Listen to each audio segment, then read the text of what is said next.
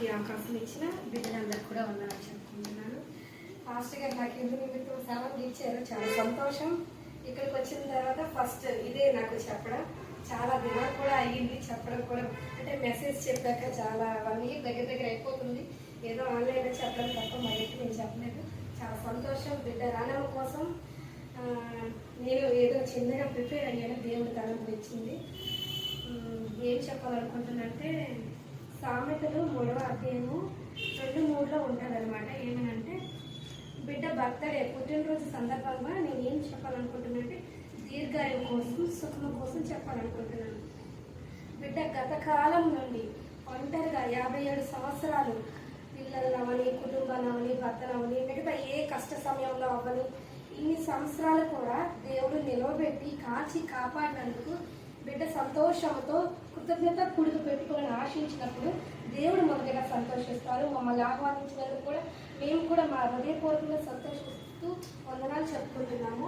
ఈ బర్త్డే సందర్భంగా నేను ఏం చెప్పదలుచుకుంటున్నానంటే ఇంతవరకు మనకి ఇక్కడ ఉన్న చిన్న బిడ్డల నుండి పెద్దవాళ్ళ వరకు కూడా దేవుడు మనకి ఒక ఏజ్ పెట్టారనమాట, దీర్ఘాయువును పెట్టారనమాట.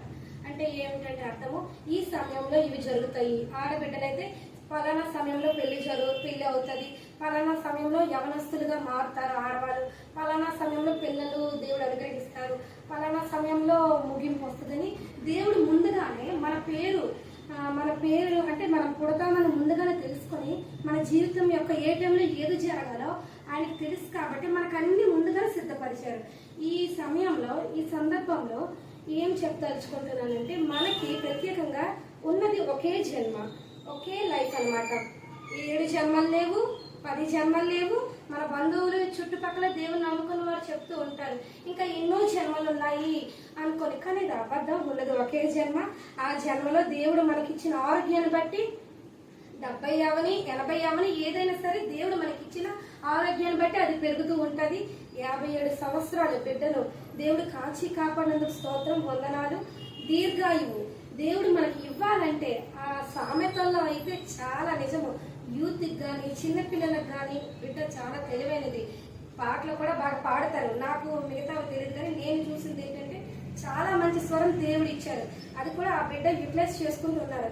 బాబును కూడా అదే రీతిలో పెంచుతున్నారు.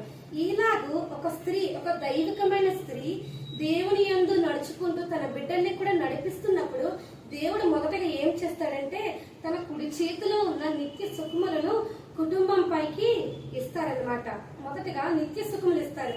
రెండవదిగా దేవుని యందు భయభక్తులు కలిగి తను జీవిస్తూ, ఆ స్త్రీ జీవిస్తూ తన కుటుంబాన్ని కూడా ముందు తీసుకుని వెళ్తూ ఉన్నప్పుడు రెండవదిగా ఏమిస్తారంటే దీర్ఘాయువుని ఇస్తారు. అంటే ఎక్కువ ఆయుష్ని ఇస్తారు.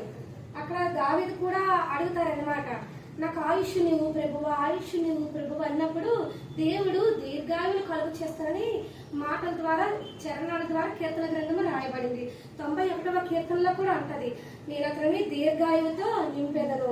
ఈనాడు దావీదు ఒక్కడే కాదు, బైబిల్లో ఉన్న భక్తులకే కాదు, ఎవరైతే యేసుక్రీస్తున్న బాప్తిస్మం పొందుకొని మారు మనస్సు పొందుకొని దేవుని యందు ఆజ్ఞానుసారంగా జీవిస్తూ ఉన్నారో వాళ్ళందరికి కూడా ఆయన నిత్య సుఖములు ఇస్తారు. ఆయన కుడి చేతిలో ఉన్న నిత్య సుఖములు ఇస్తూ ఆయన ఎడమ చేతిలో ఉన్న ఐశ్వర్యాన్ని, ఘనతలను కూడా ఆయన బిడ్డల పట్ల మెండుగా ఇస్తూ ఉంటారనమాట. ఈనాడు ఈ కుటుంబానికి నేను అనుకుంటున్నాను, ఆశిస్తున్నాను, ఈ కుటుంబంలో ఉన్న వాళ్ళందరూ దేవుని బిడ్డలే. పాస్టర్ గారు అన్నారు ప్రార్థనలో ఆత్మీయులు, ఆత్మీయ కుటుంబము అనుకొని. నేను అదే అనుకుంటున్నాను. ఈ కుటుంబం ఇంతవరకు ఇలాగే నడిచింది. ఇక ముందుకు కూడా ఇంకా ప్రసంగాలు అలా ఉంటాయన్నమాట. 3:16లో కూడా అక్కడ ఉంటదన్నమాట, దాని కుడి చేతిలో దీర్ఘాయువును, దాని ఎడమ చేతిలో ధన ఘనతలను. ఇంకో దగ్గర కూడా ఉంటది ఐశ్వర్యం అని కూడా ఉంటది. ఐశ్వర్యం అంటే ఈ లోక పరంగా మనీ కాదు, దేవుడు ఇచ్చే స్పిరిచువల్ అనమాట, స్పిరిచువల్ ఆఫరింగ్స్ అనమాట. అంటే బిడ్డకు సింగింగ్ అంటే పాటలు బాగా ఇచ్చారు దేవుడు. దాన్ని ఆమె ఏం చేస్తుందంటే వ్యర్థంగా ఉపయోగించట్లేదు, దేవుని కొరకే ఉపయోగిస్తుంది. తన బిడ్డను కూడా ఆ విధంగా పెంచుతుంది. నీవు దేవుని కోసమే నీ స్వరం వాడాలి బాబు అని చెప్తూ పెంచుతుంది. మేము ఇంతవరకు చూసాము.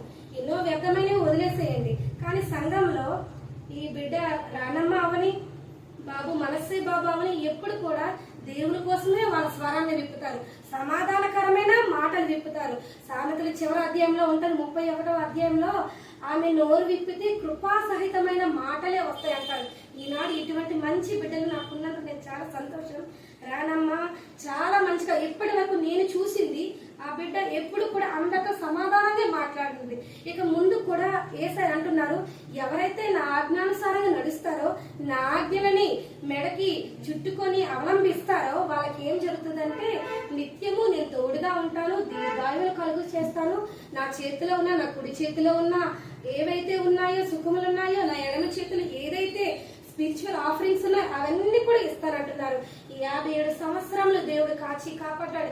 ఇక ముందు కూడా బిడ్డ ఆ విధంగానే ఇదే పరిశుద్ధాత్మ శక్తితో ఉంటూ పిల్లల్ని ఎంతమంది అయితే కుటుంబంలో ఉన్నారో వాళ్ళందరినీ కూడా ఇంతవరకు నడిపిస్తూ ఒక అంటే స్పిరిచువల్ ఉమెన్ లా ఉన్నారో అక్కడ దెబోరా కూడా ఉంటది అనమాట. ఆమె నిద్రలో ఉండదన్నమాట. ఆమె గొప్ప శక్తి పొందుకొని, పరిశుద్ధాత్మ శక్తి పొందుకొని తనకు తానే దెబోరా లెమ్ము అనుకుని ఎంకరేజ్ చేసుకుంటూ ఉంటది. ఈనాడు ఈ బిడ్డ అటువంటి దెబోరాల వలె వాడబడుతూ ఉన్నది. ఇక ముందుకు కూడా ఈ కుటుంబంలో ఉన్న స్త్రీ తల్లులు ప్రతి ఒక్క బిడ్డను కూడా ఆ దెబోరా వలె యేసయ్య ఇచ్చిన ఈ దీర్ఘాయువును సుఖములను కాపాడుకొని వ్యర్థమైన వాటికి దూరంగా ఇంతవరకు ఎలాగున్నారు, ఇక ముందు సంవత్సరాలు ఆయన ఇచ్చిన దీర్ఘాయువును కాపాడుకుంటూ ముందుకెళ్ళని ఆశిస్తూ ఈ మాటలు ముగిస్తున్నాను. Thank you.